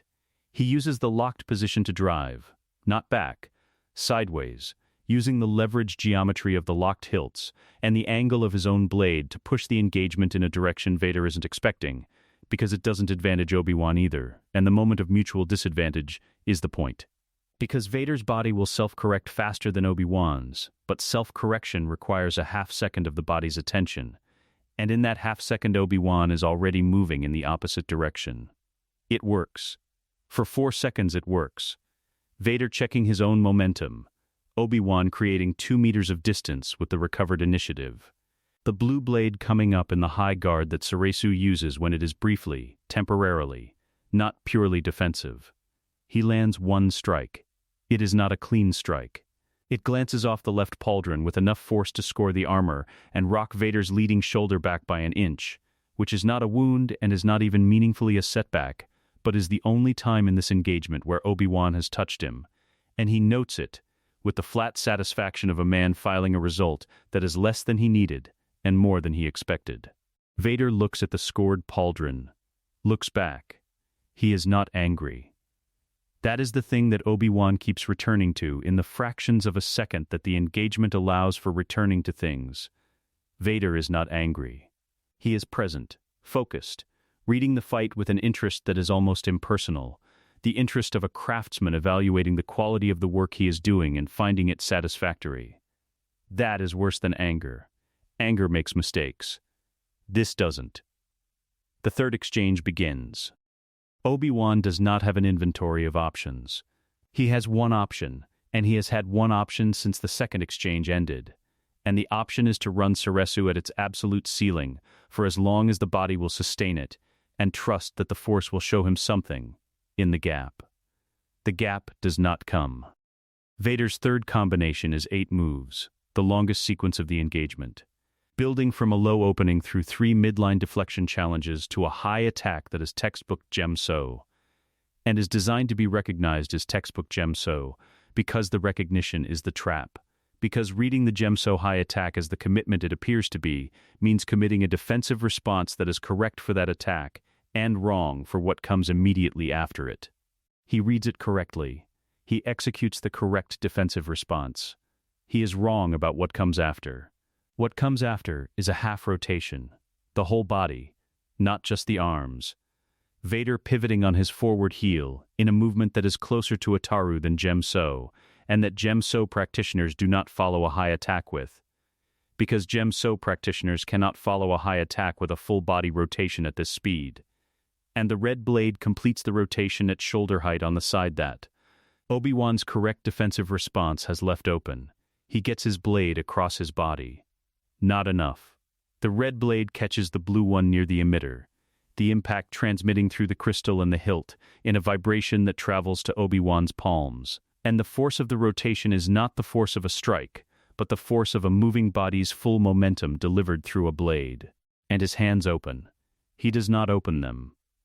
They open. The blue saber describes an arc across the hangar floor. Not tumbling, skittering, the flat trajectory of an object that has been precisely displaced rather than randomly knocked away, and comes to rest against the Falcon's landing strut, 12 meters behind him. Obi-Wan stands. His hands are in front of him. Open. Empty. His breathing is even. He makes it even. The last voluntary act of control available to him, because even breathing is not nothing. It is the body's statement about what it has decided. And what it has decided is that it will meet this standing up. Vader closes the distance to 3 meters. The red blade is at his side, angled down, not at Obi-Wan's throat. The choice is deliberate. A blade at the throat is a conclusion. It forecloses anything but immediate submission or immediate death, and Vader is not interested in either foreclosure yet. He is interested in the 3 meters between them, in the specific quality of what occupies that space. 2 men who have been in this position before, on a different platform, under a different sky, with different consequences. And know it. Obi-Wan looks at the face, still the same face, scarred and quiet and utterly without the performance that the mask used to perform. The mask was always performing, he understands now, projecting a character that was designed to be read at distance, to land on Imperial officers and rebel fighters and everyone else who encountered it as a specific emotional experience. The face beneath it performs nothing. It is simply a face, thinking, present, looking back at him with the particular attention of a man who has been patient for a very long time and has arrived somewhere he intended to arrive. "You're better than I expected," Vader said. The voice is still quiet, still rough at the edges, still carrying the quality of old repair, but steady now, breath coming even and full and completely under its own authority. "You're better than you should be," Obi-Wan said. The almost not quite smile that crosses the face is the most frightening thing in the hangar, not because it is cruel, Because it is satisfied. Yes, Vader said. I am. The blade comes up. 3 meters. Vader closes one of them without hurry, the red blade angled down. And Obi-Wan watches him close it the way you watch weather moving across open ground, inevitable, self-explanatory, requiring no interpretation. He does not back up. He has nowhere to back up to, which simplifies the decision considerably. The wall is 2 steps behind him, and the Falcon is 12 meters to his left, and the blue saber is against the landing strut at the base of the Falcon's landing gear, and all 3 of these facts have the same quality. Present, true, unalterable. He has spent 50 years training his mind to process the unalterable quickly, and spend no further attention on it. Because attention spent on what cannot be changed is attention stolen from what can. He does not know what can be changed here. He looks for it anyway. Vader stops at 2 meters. The face in the hangar's flat light is the same face it was 4 minutes ago. Quiet. Patient. The damage organized into it rather than written over it, but something in the quality of the attention has shifted. Before, it was a fighter's attention, reading geometry and momentum and the specific language of bodies under stress. This is different. This is the attention of a man who has reached the location he has been traveling toward and is taking a moment to stand in it. He is looking at Obi-Wan the way you look at something you have been thinking about for a long time. You left me there, Vader said. Not an accusation. An observation, delivered with the flat completeness of a fact being placed on a table. The voice does not waver. It does not need to waver. The statement carries its own weight, has been carrying it for 19 years, and does not require vocal emphasis to make it felt. I know, Obi-Wan said. You believed I was finished. Yes, you were wrong. I'm aware, Obi-Wan said. And his voice does the thing again. The small thing he doesn't authorize, that comes from somewhere below the register of decision. I have been aware for some time. The red blade's angle shifts 2 degrees, not threatening, adjusting, the way a man shifts his grip on something when his attention is divided between the object and the conversation. The hangar is very quiet.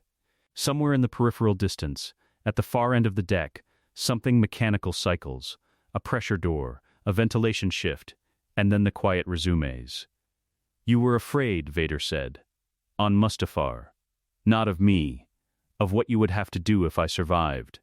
Obi-Wan says nothing. So you left it to the fire. The voice carries no particular heat. Economical. I left because I could not kill you, Obi-Wan said. Not because it was economical. Because I could not. Something moves behind Vader's eyes, not softening, nothing so simple, but a shift in register, the brief passage of something complex through a face that is very practiced at allowing nothing to pass through it. It is gone before he can read it. I know, Vader said. He raises the blade. At the far end of the hangar, Luke is watching something he doesn't have the vocabulary for. He has the vocabulary for the fight.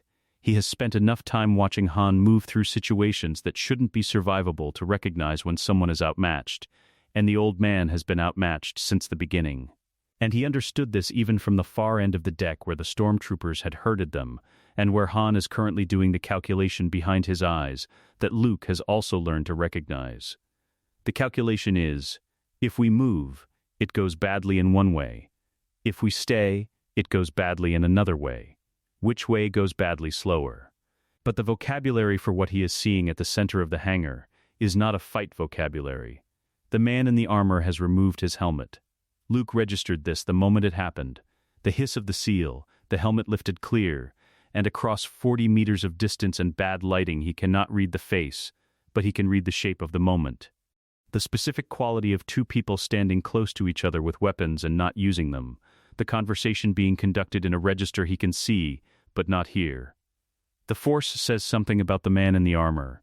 It has been saying it since the tractor beam, since before that, something low and continuous, a frequency underneath the one he has learned to associate with danger, pressing upward through the danger frequency like something trying to be heard through interference. He doesn't know what it means. He knows that the old man Ben, Obi-Wan, whoever Ben Kenobi actually is underneath the years of sand and silence and the careful way he never answered direct questions about what he knew, is standing without his saber, and is not afraid. He is not afraid in the specific way that Luke has read in Ben since the moment they met, the way of a man who has already made peace with the relevant conclusion and is living on the far side of the fear rather than in it. Standing in the hangar without his weapon, looking at the armored figure in front of him, Ben looks like a man who arrived somewhere he expected to arrive and is simply present in it. Luke does not understand this. He feels it land in his chest as something important that he doesn't yet have the framework to hold. Vader raises the blade. And Obi-Wan, with the unhurried specificity of a man who has been deciding something for a long time, and has finished deciding it, looks past Vader, toward the far end of the hangar. Luke is there.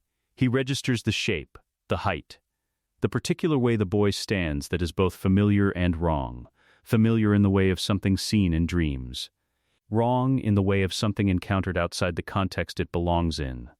He looks at Luke for 1 full second. He does not smile. It is more precise than a smile. It is the specific expression of a man saying something that cannot be said with words, and has found the only available channel for it. A single, complete transmission. I see you. I know what you are.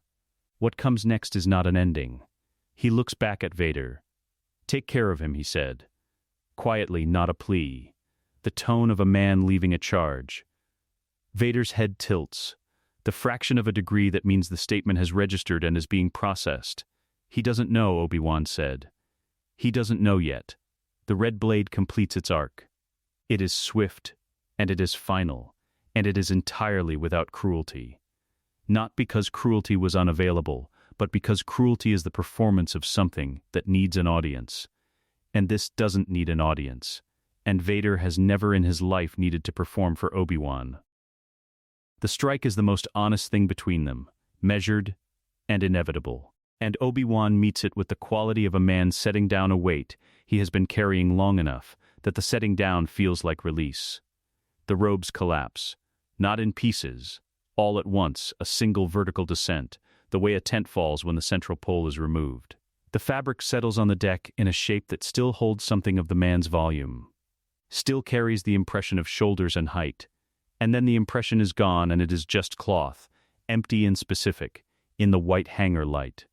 The saber hits the deck beside it with a sound that is smaller than it should be. From across the hangar, Luke hears his own voice producing a sound he has never produced before. Not a word, not language, something earlier than language. The involuntary output of a nervous system encountering something it has no framework for and defaulting to raw signal. He moves. Han's hand catches his arm. He doesn't feel it. He shakes it off without processing the shaking, and he is moving across the hangar floor, and the stormtroopers are moving too, but they are not faster than whatever is moving him. Which is not a decision and not a plan, but the simple animal fact of something that cannot be stood still for. He stops 6 meters from the robes. Vader is standing over them, the red blade still ignited, angled down, the light of it catching the cloth's texture. He is not looking at Luke. He is looking at the empty space above the robes, not at the robes themselves, but at the air above them. With an expression that Luke cannot read from 6 meters, and in this light, and with this much adrenaline in his system. The expression lasts 2 seconds. Then it closes, the way a door closes when the wind drops. Not slammed, simply returned to its resting position, the mechanism doing what it was built to do. Vader looks up. At Luke. 40 meters away, Han has the blaster out, and is assessing angles with the quick competence of a man who knows the angles are bad, and is looking for the one that is least bad. The Wookiee beside him has gone very still. The droids are irrelevant to this moment. Luke is not assessing anything. Luke is standing 6 meters from the empty robes of a man he met 4 days ago and has known his entire life, looking at the face beneath Darth Vader's helmet. And the Force is saying the thing it has been saying since the tractor beam, with a clarity that the removal of the mask and the geometry of this moment, and the specific way Vader is looking at him, have stripped of all the interference. He doesn't have the word for it yet. The word is coming. Run, Vader said.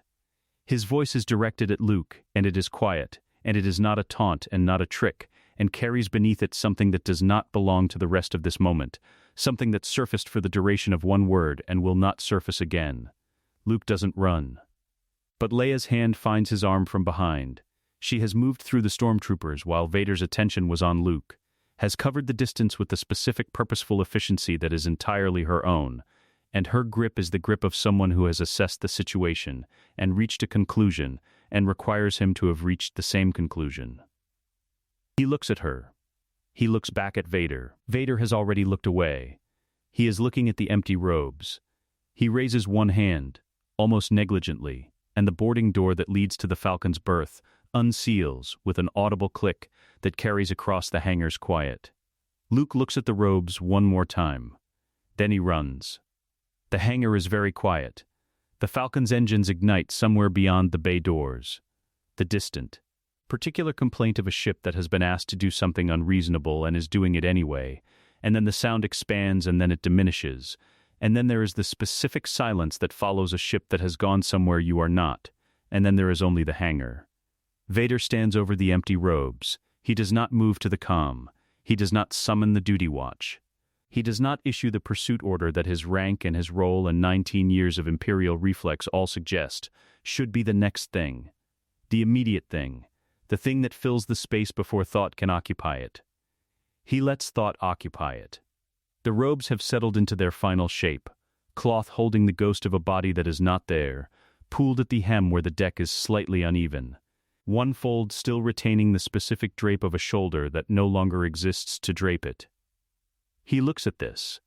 He looks at it with the attention he has given to very few things in his life that were not tactical problems, the attention that has no agenda and produces no output, and is simply the mind resting its full weight on what is in front of it.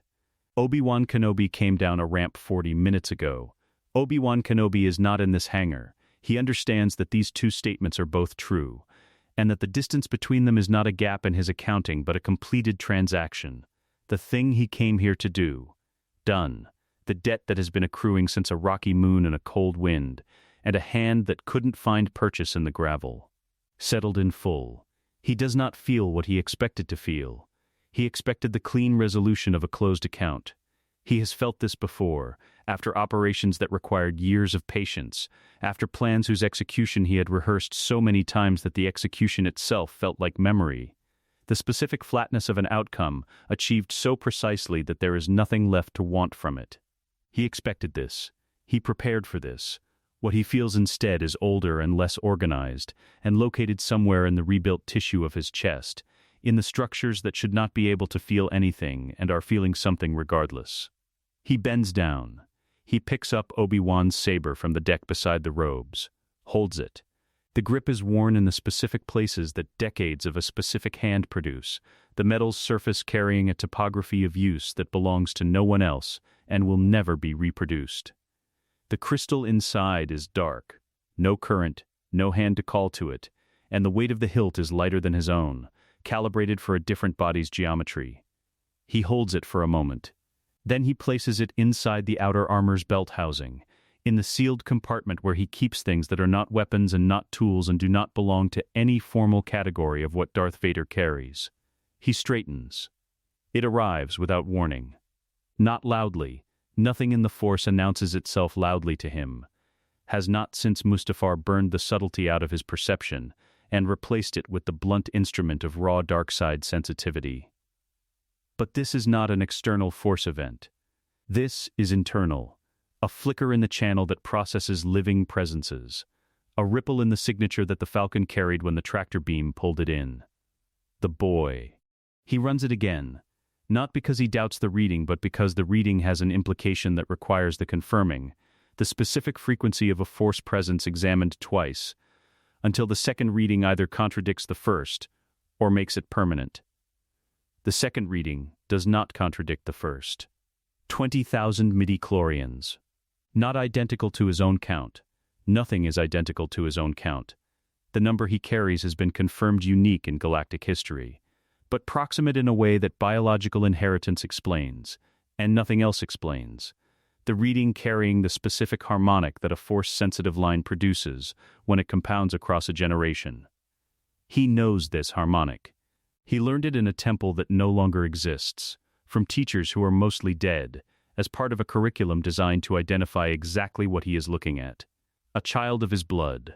He stands in the hangar and the Falcon is already beyond pursuit range, and the boy is on it, and the boy has his midi-chlorian count distributed across a different body and expressed through a different life and aimed, with the specific purposeful efficiency of something that does not know what it is yet, at a future Vader has not accounted for. Padmem, the name arrives before he chooses to allow it, surfacing through the architecture of locked rooms with the force of something that has been pressing at a door for 19 years and has found, in this specific moment of lowered attention, a door ajar. He does not slam it. He lets it arrive. The face behind it, not the face from the suit's early years, the face he held on to too long before the holding became corrosive, but an earlier face, younger, in the apartment on Coruscant with the lights of the city behind her, asking him something she already knew the answer to. She didn't tell him. She protected the children from him, and she did not tell him, and she died without telling him. And the decision she made in whatever time she had, between the last moment they were in the same room and the last moment she was alive, was to make sure that the thing he would have destroyed most completely was the thing he would never be able to find. He holds this for 3 seconds. Then he puts it away, carefully, in the room behind the room, in the space between what he knows and what he is ready to act on, where it will wait with everything else he has been waiting on until the correct moment. The correct moment is not yet. But the calculation has changed. He runs it from the top, the variables, the positions. The long game that has been running since a rocky moon and a vow made alone in the wreckage. And the changed calculation produces a changed conclusion. And the changed conclusion is simple and total and arrives with the quality of something that has been true for a long time and has simply been waiting for him to notice. Palpatine does not know about the boy. Palpatine, who has spent 19 years positioning himself as the only being in the galaxy capable of seeing all variables and accounting for all outcomes, does not know that his apprentice has a son, and does not know that his apprentice is standing in a hangar on the Death Star, with fully functioning lungs and a healed body, and 8 years of successful deception behind him. And does not know that the accounting he has done of Darth Vader's threat level, and Darth Vader's loyalty, and Darth Vader's capacity for independent action, is wrong in every meaningful particular. He has been building toward the end of Palpatine for 8 years. He now has a reason that belongs to no category of strategy. He examines this. He does not know what to do with it yet. The room behind the room has not had a door labeled with that reason before, has operated entirely on cold logic and long patience, and the satisfaction of a plan unfolding without error, and this reason is not cold, and is not entirely logical, and is not something he planned for. He decides, standing over the empty robes in the white light of the hangar, that he does not need to know what to do with it yet. He needs only to keep it. He picks up the helmet. It is lighter than the outer armor's other components, designed for it, the helmet's housing carrying the vocoder and the primary emitter, but distributing the weight toward the neck seal for comfort in extended wear. His hands know its dimensions without looking. He has put it on 10,000 times in the dark of his chambers, in the field, in the specific privacy of moments between one performance and the next. He holds it at his sides and looks at the hangar's far wall. The wall is blank and institutional and tells him nothing, which is appropriate, because what he is thinking is not the kind of thing that needs a surface to project onto. It is already fully formed, already precise, already occupying the architecture of his plans with the solidity of something that has found its permanent position. The boy is in the galaxy. The boy has his blood and his midi-chlorian count, and an entire life's worth of becoming that has happened without him, and is continuing to happen without him. And the galaxy is currently organized around a man who does not know the boy exists, and this is, he searches for the correct word with the same precision he applies to technical problems. Useful. He puts the helmet on. The seal engages. The atmospheric equalizer runs its cycle. The emitter initiates. That familiar low mechanical rhythm, the sound the galaxy has known for 19 years. Filling the helmet's interior with the performance of a man who needs it, and the reality of a man who does not. The vocoder comes online. The visual filters layer over the hangar's white light, and render it in the red-edged clarity of the suit's optical system. Darth Vader stands in the hangar of the Death Star, over a pile of empty robes. He reaches down and collects the robes from the deck with one hand, and folds them once, precisely along their existing lines, and places them on the nearest equipment housing with the same care he used to remove the helmet. He turns toward the hangar exit. The door opens. He walks through it into the corridor beyond, and the corridor is populated, officers at their stations. A trooper patrol at the far junction, the ordinary operational density of a military installation that has been running its processes without pause for the duration of what happened in the hangar, and they look up when he enters, and they look away again. Because this is what they have learned to do, and none of them can read anything different in the figure moving through their corridor at the measured pace of something that does not hurry. None of them know, not one of them, in any room on any deck of this installation, knows what is walking toward the command bridge with the emitter breathing its steady rhythm, and the rebuilt chest beneath the outer armor expanding and contracting on its own authority, and the room behind the room fuller than it has ever been. He passes the final junction. The command bridge doors open ahead of him. He walks through them into the light. Let us know what you'd like to see next. The end.